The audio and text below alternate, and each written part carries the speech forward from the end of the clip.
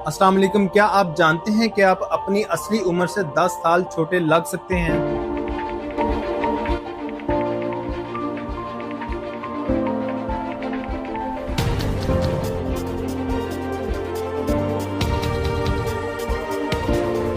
जी हाँ, और ये कोई जादू नहीं बल्कि सिर्फ आपकी डाइट और चंद आदतों पर इन्हसार करता है।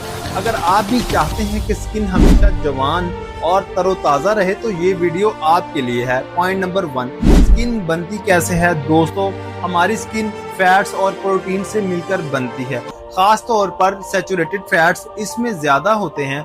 यही वजह है कि अगर हम अपनी डाइट से चिकनाई बिल्कुल खत्म कर देते हैं, लो फैट डाइट पर चले जाते हैं, तो स्किन वक्त से पहले बूढ़ी लगने लगती है। यानी कि सेहतमंद स्किन के लिए सैचुरेटेड फैट्स जरूरी है।